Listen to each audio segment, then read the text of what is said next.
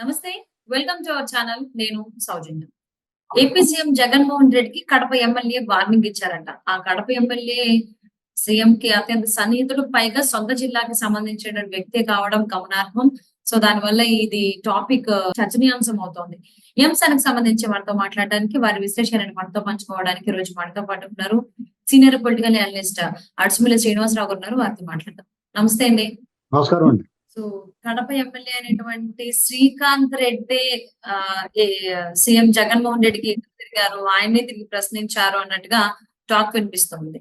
So ఇది ఎంతవరకు వాస్తవం, అసలు ఏం జరగబోతుంది? అయి ఉండొచ్చండి. ఎందుకంటే కడప జిల్లాలో శ్రీకాంత్ రెడ్డి బాగా క్లోజ్ జగన్మోహన్ రెడ్డి గారికి. కాబట్టి ఆయన పార్టీ పెట్టినప్పటి నుంచి, లేదా అంతకుముందు వాళ్ళ నాన్నగారు ఉన్నప్పటి నుంచి కూడా ఆ కుటుంబానికి సన్నిహితుడు అతను. అతను కూడా పిలిచి నీకు వ్యతిరేకత ఉందని చెప్పగానే ఒళ్ళు మండిపోయి ఉంటది. నీకైనా చాలా బాగుందేటి, నన్ను మా నియోజకవర్గంలో వస్తుంటే నేను రాష్ట్రం అంతా వస్తున్నారు, నీ పని అయిపోయింది నువ్వే చెప్పుకున్నావు మొన్న, ఇంకా మేము కొంచెం కష్టపడి లేకపోతే వేరే పార్టీలో పోతే నేను నెగ్గే అవకాశం ఉంది, నీకు ఆ ఛాన్స్ కూడా లేదు నీకు అని చెప్పుంటాడు. ఇప్పుడు శ్రీకాంత్ రెడ్డి వేరే పార్టీలోకి, టీడీపీలోకి, జనసేనలోకి పోయి నా తప్పు అయిపోయింది బాబు అని చెప్పి అనుకుంటే ఆ ఛాన్స్ ఉంటుంది గెలవడానికి. జగన్మోహన్ రెడ్డికి ఆ ఛాన్స్ లేదనేటువంటి విషయాన్ని చెప్పాడు. నేనేం నీకు మళ్ళీ మటలు గట్ట చేయించలేదు, నేనేం మటలు చేయలేదు అంటే ఇలాంటివన్నీ చెప్పుకుంటాడు. ఏమన్నా మాట పెరిగితే ఏముందండి, ఏం లెక్క చెప్తారు. ఇప్పుడు తప్పంతా తనకింద పెట్టుకుని, ఇప్పుడు మొదట 2 ఏళ్ళు ఆ నాయకులకి, వాళ్ళ కార్యకర్తలకి, వాళ్ళ క్యాడర్కి, వాళ్ళ సానుభూతి పరుల అభిమానులు అందరికీ కూడా చాలా హోప్స్ ఉండి, జగన్మోహన్ రెడ్డి గారు మొదటి సంవత్సరాలు వాళ్ళ సంతోషంగానే ఉంది. ఈ రకమైన అరాచక పరిపాలన చూస్తుంటే వాళ్ళకి ఎంటర్టైన్మెంట్ ఉంది. ఎందుకంటే ప్రజావేది కోల్చేయడు, టీడీపీ కార్యకర్తలను కొడుతున్నారు, వాళ్ళ నాయకుల మీద కేసులు పెడుతున్నారు, వాళ్ళ నాయకులు గృహ నిర్బంధం చేస్తున్నారు, అమరావతిని విధ్వంసం ట్రై చేస్తున్నాడు, అమరావతి రైతులు హింస పెడుతున్నాడు అని కానీ వాళ్ళకి సంతోషంగా అనిపించింది మొదట్లో. తర్వాత వాళ్ళందరికీ కూడా ఇదంతా కరెక్ట్ కాదురా బాబు, మనం ఇంటికి ఎన్నుకున్నారు ప్రజలు, ఏం చేస్తున్నారు కనీసం మనం అన్న బాధ మొదలైంది. పైగా వాళ్ళు కూడా ఏదైనా సంపాదించుకోవడానికి, వాళ్ళు ఏదైనా పనులు చేయడానికి ప్రజల్లోకి వెళ్ళాలి కదా. వాళ్ళు కూడా రోడ్డో లేకపోతే బిల్డింగో లేకపోతే ఏదో ఒక అభివృద్ధి కార్యక్రమం ఏదో ఒకటి చేయాలి కదా. ఇవన్నీ చేసుకోవడానికి అవకాశం లేదు. ఎవడన్నా తప్పని పరిస్థితుల్లో చేస్తే వాళ్ళకి డబ్బులు బిల్లులు రావట్లేదు. కాంట్రాక్టర్ల ఇసుక ఇలాంటి విషయాలు, మద్యం విషయంలో ప్రజలందరూ ఇబ్బంది పడుతున్నారు, కాంట్రాక్టర్లు అందరూ సఫర్ అయిపోతున్నారు. ఇలాగ ఎక్కడికి వెళ్ళినా కానీ వాళ్ళకి తేడాగా కనిపిస్తుంది. దానికి తోడు జగన్మోహన్ రెడ్డి గారు ఈ దోపిడీ చూశారు. వాళ్ళు అక్కడే ఇప్పుడు మనందరం కలిపి సామూహికంగా సంపాదించుకుని అందరూ పంచుకోవాల్సిందని ఒకళ్ళే దొబ్బెత్తుంటే మిగతా వాళ్ళకి బాధ ఉంటుంది. అది 2 పోనీ ఈయన ఏ ఉద్దేశంతో ఈయన వెనకాల ఉండాలి, ఏ నమ్మకంతో ఉండాలి, ఈయన వెనకాల ఉంటే మరి మన ప్రయోజనం ఏంటి, ఈయన వల్లే కదా అందరికీ చెడ్డ పేరు వచ్చింది. అసలు ఈ రాజకీయ పార్టీ నడిపే విధానం ఇదేనా, ప్రభుత్వాన్ని నడిపే విధానం ఇదేనా, ప్రజలకు దూరమై ఏం బాగుకుంటాడు ఇతను, ఏమి సాధిద్దామని, ఎవరిని ఉద్ధరిద్దామని అనేటువంటి భావన అందరిలోకి వచ్చేసింది. అందుకనే కరోనా అనేటువంటిది 1 సంవత్సరం పాటు కాపాడింది వీళ్ళందరినీ. తర్వాత ఒక్కొక్కరికి జ్ఞానోదయ క్షవరమైందని వివరం వచ్చింది. ఇక లాస్ట్ ఒకవేళ వాళ్ళని వ్యతిరేకించి బయటకు వచ్చి మాట్లాడదామంటే రాష్ట్రంలో వాళ్ళకి తల్లి పిల్ల లేదు. ఎవరినైనా ఒకలాగే చూస్తారు. ప్రతిపక్షాలతో ఎలాగే హ్యాండిల్ చేస్తున్నారో వాళ్ళు స్వయంగా సొంత పార్టీ వాళ్ళు కూడా రఘురామకృష్ణరాజు గారికి ఇచ్చిన ట్రీట్మెంట్ చూసిన తర్వాత ఎవడన్నా ముందుకు ఎందుకు వస్తాడో, ఇంక టైం ఇంక 2 నెలల ఉంది ఎలక్షన్ అయిపోయింది, ఇటు పని అయిపోయింది కదా అని చెప్పి ఉద్దేశంతో ఒక్కొక్కళ్ళు బయటపడి మాట్లాడుతున్నారు. ధైర్యం ఇప్పుడు కొత్తగా ధైర్యం తెచ్చుకున్నది ఏం కాదు. ఎన్నాళ్ళు ధైర్యం ఉన్నా కానీ మాట్లాడడానికి ఆ కాన్సిక్వెన్సెస్ ఎదుర్కోలేక ఎందుకు వచ్చిన గొడవ బాబు వీళ్ళతోటి అని ఆగారు. ఇక ఎలాగే ఓడిపోతున్నాడో అతనే ఒప్పుకున్న తర్వాత ఎవరికి భయపడాల్సిన పని లేదంటే మాట్లాడుతున్నారు. మీకు ఈ నెల పోయిన తర్వాత ఇంకా మాట్లాడతారు. ఎవరు మిగలరు ఆ పార్టీలో. పోయినోళ్ళు పోగా మేజవాణి బృందం మిగిలింది అంటాడు రావు గోపాలరావు గారు ఏదో సినిమాలో. అలాగే అందరూ పోయిన తర్వాత కొంతమంది మిగులుతారు. ఎవరో కిలమెక్కిన తెప్పేళాలో మూతలు ఊడిపోయిన మరచెంబులు ఇలాంటివి ఉంటాయి. వాటిని జాగ్రత్తగా తోముకుని ఇంట్లో పెట్టుకోవాలి.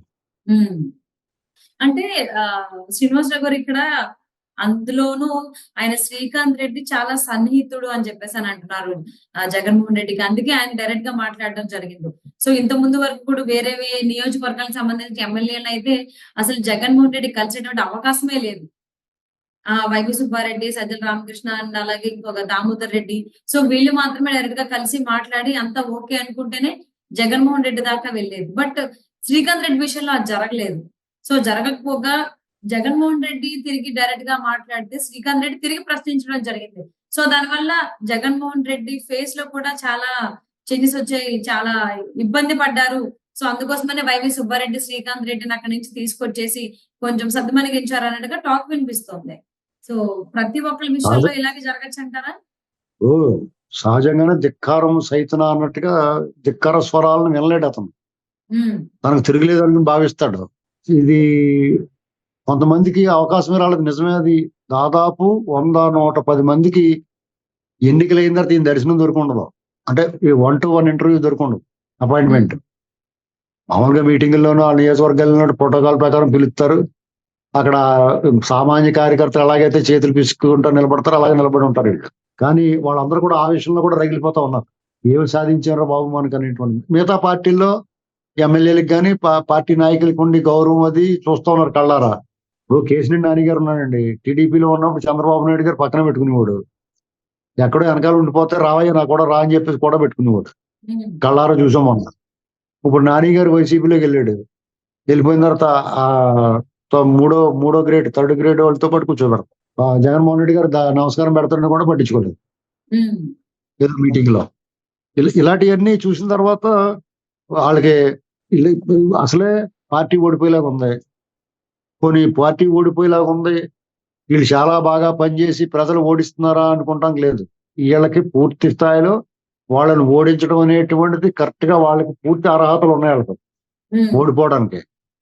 వాళ్ళ పరిపాలన అలాగా వాళ్ళ స్వయంకృతం అధ్వానమైన పరిపాలన చేశారు. కాబట్టి డెఫినెట్ గా వాళ్ళందరికీ కూడా ఈయన ఎందుకు గౌరవించాలి, అది వీడి మాట ఎందుకు వినాలనుకుంటున్నారు వాళ్ళు. ఇప్పుడు వాళ్ళ అమ్మ చెల్లి కూడా లేరు. వాళ్ళ ఎమ్మెల్యేలు మంత్రులు పారిపోతున్నారు, ఎంపీలు కూడా వదిలేసిపోతున్నారు. హ్మ్. ఇంక ప్రజలు ఎందుకు ఓటేస్తారండి? ఏమన్నా పథకాలు ఇచ్చండి, వాళ్ళ భాగస్వామి ఇచ్చాడా చెప్పండి. అది లేదు. ఆయనే కాదు ఎవడన్నా కానీ, అవును. చంద్రబాబు గారైనా, మోడీ గారైనా, జగన్మోహన్ రెడ్డి గారైనా, కేసీఆర్ గారైనా, లేకపోతే రేవంత్ రెడ్డి అయినా ఎవరైనా కానీ వాళ్ళ తాతలు ముళ్ళే వాళ్ళ ఆస్తులను పట్టుకొచ్చేవారు కదా. అవును. నువ్వు నేను ఓ సోడా తాగితే అది మీద 10 పైసలు వాళ్ళకి వెళ్తుంది. అవన్నీ ఆ డబ్బులు పోగొట్టి వాళ్ళ భాగస్వాములకు పంచిపెడుతున్నారు. పంచిపెట్టుకుని వాళ్ళకి ఇవ్వాలి హక్కు అది. పేద ప్రజలకి వాళ్ళ ఆర్థిక అసమానతలు ఉన్నప్పుడు వాళ్ళని మిగతా సమాజంతో పాటు సమానం చేయడానికి కొంత సంక్షేమం ఇయ్యాలి కాదు, ఎప్పుడో ఉంది. ఇవాళ ఉంది, రేపు ఉంటది. రేపు వచ్చినోడు ఇవ్వడానికి గ్యారెంటీ ఇస్తాడు గ్యారెంటీగా. ఎందుకు ఎవరు ఎవరి కోసం ఇస్తారు? వాళ్ళ సొమ్ము అయితే ఎవరేమో. ఈ ప్రజల సొమ్ము ప్రజలు పెట్టడానికి ఎవడన్నా ఎందుకు ఆలోచిస్తారు? అంటే ఇది ఆ కామన్ ప్రజలు ఆ హ్మ్. ప్రజలకు అర్థమైపోయిన తర్వాత ఈడైతేయడం గోడైతేయడం అనుకున్నారు అనుకోండి, అవుట్ అయిపోయాడు అంతే. అంటే అసలు జగన్మోహన్ రెడ్డి పైన అభ్యర్థులు ఇలాగా వైసీపీ నాయకులు ఇలా తిరుగుబాటు పైనల్లో ఉంటే, సో ఆయన ఇవన్నీ జీర్ణించుకుని అండ్ ఒక పక్క చెల్లి కూడా అటాక్ చేస్తూనే ఉన్నారు మాటల రూపంలో. అంటే అటాక్ అని కాదు, ఉన్నట్టుగా అడుగుతుంది ఆవిడ. సో మరి ఇవన్నీ ఆయన ఎదుర్కొంటూ ముందుకు సాగుతారంటారా? లేకపోతే వెనకడుగు వేసేటువంటి అవకాశాలు ఉండొచ్చంటారా? అంటే బయట నుంచి అంటే వేరే, ఇటు కార్యకర్తల నుంచి, అభ్యర్థుల నుంచి ఇలాగా ఎదురు ప్రశ్నలొస్తూ ఉంటే ఏం జేస్తారు జగన్మోహన్ రెడ్డి? ఏం చేస్తాడండి? ఆయన స్వయంకృతం. ఆయన ఏమనుకుంటున్నాడంటే ఇప్పటికీ కూడా నాకు తిరగలేదు అనుకుంటున్నాడు. ఆ భ్రమలో ఉన్నాడాయన. ఒకవేళ నేను ఓడిపోతున్నానని తెలిసినా గాని ఇంకా వెనక్కిపోడు కదా! మేకపోతు గాంభీర్యం నటిస్తారు. ఇప్పుడు అది ఆయన స్వయంకృతం అండి. ఆయన స్వయంగా ఆయన చేతులతో ఇంక ఆయన గోతులో దిగిపోయాడు. హ్మ్. ఎవరన్నా పైకి లాగుదామన్నా గాని వద్దని చెయ్యి వదిలేస్తున్నాడు. ఏం చేస్తారు మిగతా వాళ్ళు? వాళ్ళందరికీ అవును. జగన్మోహన్ రెడ్డి గారు తనకి వచ్చిన అవకాశాన్ని పాడు చేసుకున్నాడు. పైగా నేను అన్నిట్లికి సిద్ధం అంటున్నాడు. ఏ సిద్ధం నువ్వు? ఇయాల సిద్ధమేటి? నువ్వు ఎప్పుడో సిద్ధమైపోయి ఉన్నావు. నీ ప్రమాణ స్వీకారం చేసిన నాడే వచ్చి ఎన్నికల గురించి మాట్లాడావు. హ్మ్. ఇక అవును. నువ్వు ఇయాల కొత్తగా వచ్చేదేముంది? అంటే నువ్వు సిద్ధం దేనికి సిద్ధం? ఇంటికెళ్ళిపోవడానికి సిద్ధమా? జైల్లోకెళ్ళిపోవడానికి సిద్ధమా? ఇది ఆలోచించుకోవాల. సో ఆయనకి దానికి సంబంధించి క్లారిటీ ఉన్నట్టుంది. సో ఇలాగా ఎన్ని వైపుల నుంచి వ్యతిరేకత వచ్చినా ఆయన ఏది పట్టించుకోకుండా జస్ట్ సైలెంట్‌గా ఉండిపోతున్నాడు. అదే దీంట్లో ఒక విషయం ఉందండి. హ్మ్. అతను ఆళ్ళ నాన్న ముఖ్యమంత్రిగా ఉండగా లక్షల కోట్లు కొల్లగొట్టేసాడు. దాన్ని కాపాడుకోవడానికి అధికారం కావాలి. ముఖ్యమంత్రి అవ్వాలి, అయిపోయాడు. Life time achievement. హ్మ్. అటువంటి దొంగతన అక్రమాస్తుల కేసుల్లో ఉన్నవాడు అవినీతి పరుడిని మర్డర్ కేసుల్లో గట్టా వాళ్ళ కుటుంబంలో వాళ్ళు చచ్చిపోయినప్పుడు ఈయన పాత్ర ఉందని సూత్రధారులు వీళ్ళే అనేటువంటి అనుమానాలు ఉన్నాయి అందరికి. హ్మ్. హ్మ్. కోడికత్తి కేసులో డ్రామాలాడారు. ఇలాంటి వాడిని ఎన్నుకున్నారు ప్రజలు సిగ్గు లేకుండానే. ఇంకా అంతకన్నా వరం ఏంటండి భగవంతుడికి? జైల్లో గట్టా ఉండి ప్రజల ఆస్తులు కొల్లగొట్టేసిన వాడికి ముఖ్యమంత్రి పదవి ఇచ్చారంటే ఎంత గొప్ప అదృష్టం ఉంటే అవుతుంది అది. మీకు నాకు అవును. ఇస్తారు ఎవడన్నా? మన ఇంట్లో కూడా రానివ్వరు మనల్ని. అలాంటి పోనీ జైల్లోకి వెళ్తే మనం ఇంకా నువ్వు బయట ఉంటారు బాబు, మా ఇంటికి రాదని చెప్తారు. అటువంటిది ప్రజలు కూడా సిగ్గుండాల అటువంటి వాడిని ఎన్నుకోవడానికి. హ్మ్. ఫోన్లే ఎన్నేసుకున్నారు. ఇప్పుడు వాళ్ళకి ఒకసారి తప్పు చేసాంరా బాబు అనుకున్నారు. వాళ్ళు ప్రాయశ్చిత్తం, పశ్చాత్తాపం ఉంటది. ప్రాయశ్చిత్తం చేసుకుంటారు. అందుకని జగన్మోహన్ రెడ్డి సభల నుంచి పారిపోతున్నారు. చంద్రబాబు గారు సభలకి ఎగబడాల్సింది. అదే కారణం. వేరే ఏం లేదు. మొన్నటిదాకా ప్రజలు చెప్పారు అది. ఇప్పుడు వాళ్ళ ఎమ్మెల్యేలు, మంత్రులు చెప్తున్నారు. అవును. రేపొద్దున్న టికెట్ ఇచ్చినా నిలబడరు. ఇంట్లోకి వెళ్ళిపోయి దాక్కుంటారు. ఫోన్లు కట్టేస్తారు.